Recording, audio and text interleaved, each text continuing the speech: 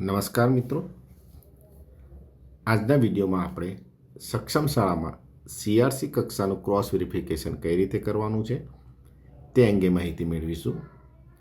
તે માટે સૌપ્રથમ તમારા મોબાઈલની અંદર સક્ષમ શાળા એપ ડાઉનલોડ કરી હશે. તમારે સૌપ્રથમ એ ઓપન કરવાની રહેશે. સક્ષમ શાળા એપ ઓપન કરતાં જ તમને ત્યાં નીચે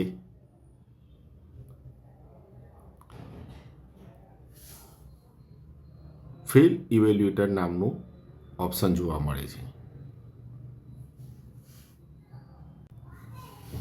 તમારે તેની પર ક્લિક કરવાનું રહેશે. ક્લિક કરતા જ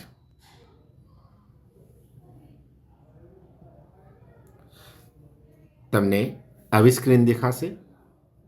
તેની અંદર ચૂઝ લોગિન ટાઈપ, તો ક્લસ્ટરની અંદર તમારે ઓકે કરવાનું રહેશે.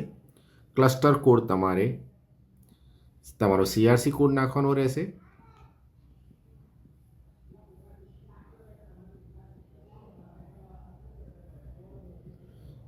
તે નાખ્યા પછી તમારે ગેટ સ્કૂલ ઉપર જવાનું રહેશે. ગેટ સ્કૂલ પર ક્લિક કર્યા પછી સ્કૂલ ઓપ્શન દેખાય છે, તેની પર ટિક કરતા તમારા ક્લસ્ટરની અથવા તો બીજા ક્લસ્ટરની જે પણ સ્કૂલોનું ક્રોસ વેરિફિકેશન કરવાનું છે તે તેમને દેખાઈ રહે છે. અહીં 3 સ્કૂલો મને દેખાય છે: નગર પ્રાથમિક શાળા સ્કૂલ નંબર 31, દક્ષિણામૂર્તિ અને જૈન સ્કૂલ. હવે મારે જે પણ શાળાનું સક્ષમ શાળાનું ક્રોસ વેરિફિકેશન કરવાનું છે તેની પર હું ક્લિક કરીશ. માનો કે મેં જૈન સ્કૂલ પસંદ કરી છે, ઓકે ક્લિક કરીશ. તો હવે જૈન સ્કૂલ લખીને આવી જાય છે.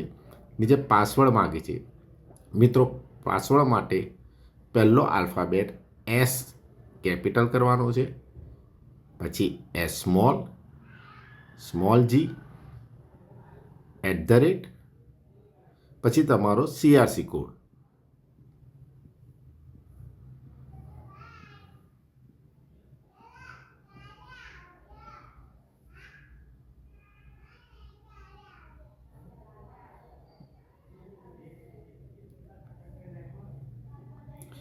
મિત્રો,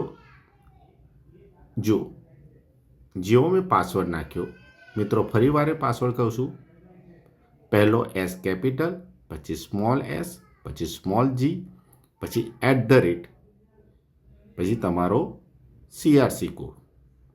એ નાખતા મને જૈન સ્કૂલની બધી માહિતી દેખાઈ ગઈ છે. એ વારાફરતી એક એક ઓપ્શન દેખાય છે. આ ઓપ્શન આચાર્ય દ્વારા 2024માં ભરેલા હતા. હવે તે જ ઓપ્શનને સીઆરસી કક્ષાથી ક્રોસ વેરિફિકેશન કરવાના છે. સીઆરસી બીઆરસી ડિટેલ પર ક્લિક કરતાં આપણને ત્યાં માહિતી દેખાઈ આવે છે.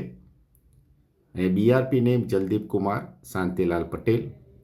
માહિતી અપડેટ થયેલી હશે તો એ આવશે, અથવા તો જૂની હશે એ જ દેખાશે. તમારે વારાફરતી એક એક ઓપ્શન પર ક્લિક કરતા રહેવાનું છે. એ પ્રાથમિક માહિતી છે, પાણી છે, શૌચાલય સંસ્થા, વારાફરતી તમે એક એક સબમિટ કરતા જશો તો તમારું ક્રોસ વેરિફિકેશન કમ્પ્લીટ થઈ જશે. આશા રાખું છું મિત્રો કે આ માહિતી તમને ઉપયોગી નીવડી હશે. Thank you.